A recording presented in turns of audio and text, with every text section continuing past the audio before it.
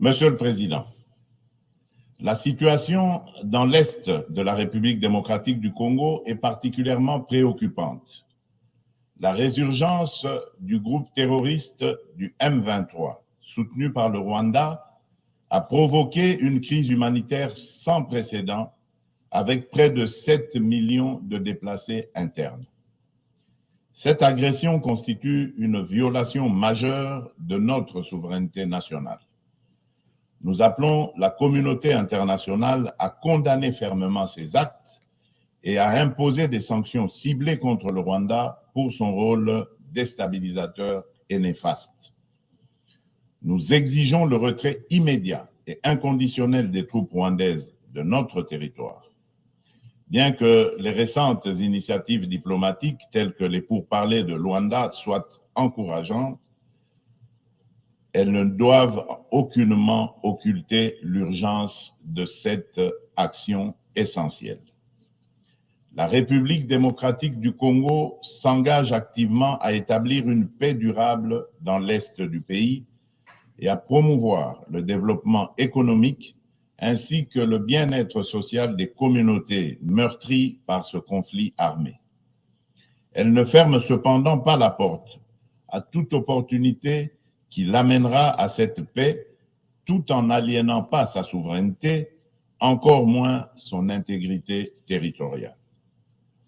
Dans cette optique, elle est résolument engagée dans la mise en œuvre de la feuille de route adoptée dans le cadre du processus de Luanda, que je soutiens fermement, qui promeut un dialogue de haut niveau visant à restaurer la confiance entre la République démocratique du Congo et le Rwanda, tout en minimisant le risque de crise sécuritaire actuelle, que la crise sécuritaire actuelle ne dégénère en conflit régional. En outre, mon pays demeure ouvert à toute autre initiative de nos partenaires qui concourrait à l'atteinte de cet objectif noble de paix. La République démocratique du Congo réaffirme sa ferme volonté de garantir une paix durable. Sous mon impulsion, nous sommes résolus à poursuivre la mise en œuvre du programme de désarmement, démobilisation, relèvement communautaire et stabilisation, le PDDRCS en sigle, clé de notre stratégie nationale pour désarmer, démobiliser et réintégrer les combattants en leur offrant des perspectives économiques viables et durables, tout en stabilisant les zones touchées par les conflits. En assurant une transition post-MONUSCO, nous priorisons essentiellement le rapatriement des combattants étrangers. Le PDDRCS est un levier crucial pour la paix en République démocratique du Congo et j'invite nos partenaires et amis à le soutenir. Par ailleurs, des milliers de victimes du génocide pour des gains économiques en République démocratique du Congo, en abrégé Génocost, continuent de subir les conséquences dévastatrices d'un passé marqué par la violence et l'impunité. Reconnaître et traiter les effets de cette stratégie est crucial pour favoriser le rétablissement et la reconstruction des communautés touchées.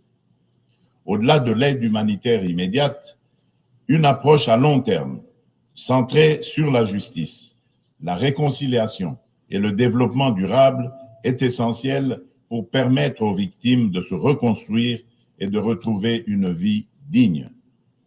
C'est pourquoi le gouvernement de la République démocratique du Congo a décidé d'institutionnaliser la journée du 2 août, journée du Génocost, dédiée aux victimes des crimes odieux perpétrés par des rebelles soutenus par des multinationales et des États de la région.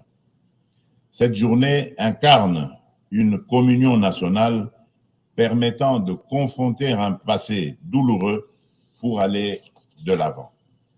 Elle est essentielle pour renforcer la conscience historique de notre pays et affirmer la détermination de la nation à prévenir la répétition de telles barbaries. Monsieur le Président, le terrorisme constitue une menace sérieuse pour la paix et la sécurité internationale, touchant toutes les régions du monde. Après avoir sévi en Asie, en Europe occidentale et en Amérique du Nord, ce fléau semble désormais s'enraciner en Afrique.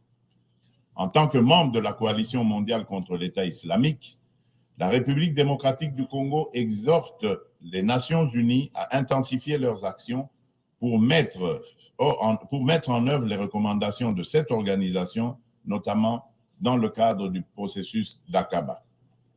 Le terrorisme qui sévit dans l'est de notre pays est étroitement lié au pillage et à l'exploitation illégale de nos ressources naturelles. Ces activités criminelles alimentent l'insécurité et financent les groupes armés, exacerbant les conflits dans la région des Grands Lacs. Par conséquent, il est impératif que les Nations unies envisagent des sanctions sévères contre les acteurs responsables de ces crimes économiques afin de briser ce cercle vicieux et de favoriser la paix, le développement durable et la dignité humaine.